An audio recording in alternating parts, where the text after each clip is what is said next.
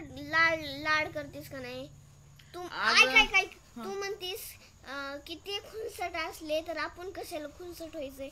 मग आपण नाही ना होत खुनसट. हो. ते खुनसट असले तर नको आपण लाडात असं बोलायचं ना मग. हो हो पण ते पप्पा ते लाडात काहीच नाही. हम्म. खुनसट होणे समजणार आपल्याला त्यांचं कंगत. हो हो म्हणजे दुसरे वाईट म्हणतेस 10 पट वाईट होत हे.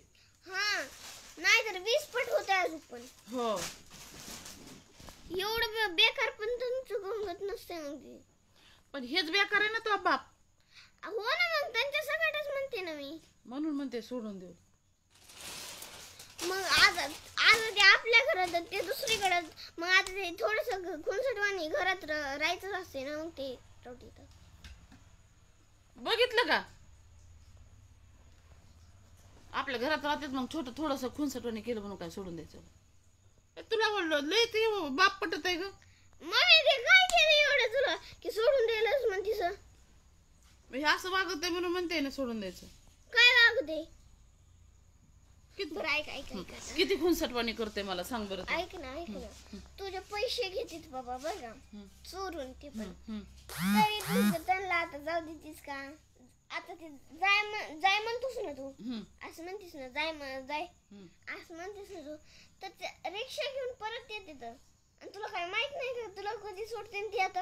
आणि तुझ्या पर्स मधले तू झोपली की चोरून घेते तरी तुला काय वाटत नाही बरं का? असे 1000 रुपये नाही तर का किती तरी असतील बरं का त्यांच्याकडे तुझे. आणि तू त्यांना म्हणतीस ना जाय आता मला राहायचं नाही तुझ्याकडे असं म्हणतीस ना तर ते वापस रिक्षा घेऊन येते बरं का? ते तुमच्यामुळे येत आहे ना काय सांग. आमच्यामुळे नाही. तू म्हणजे त्यांना फोन करून सांगशील की मला त्रास देऊन यायला ते त्याच्यामुळे ते वापस येते माहितीये का असं आहे. हा मग बेऊन येते.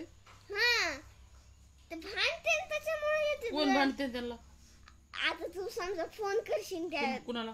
त्यांच्या गंगताला गणगोताला. हा ते लवशी नाही का त्यांना फोन लावशील बर का आणि म्हणशील की मला त्रास देऊन आले ते बर का.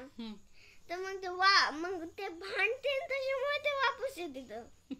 ते कारण नाही त्यांचं. कारण कोणत्या भांडणावर कारण असतात बरं का. कोणत्याही भांडणावरून कारण असतात. कोणत्या भांडणाला कारण असतात कारणाशिवाय भांडण होत नसते.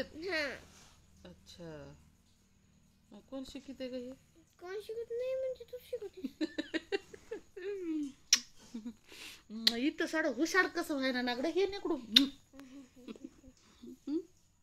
इतकं कसं कळतंय मग बापाला नाही सोडून द्यायचं नाही.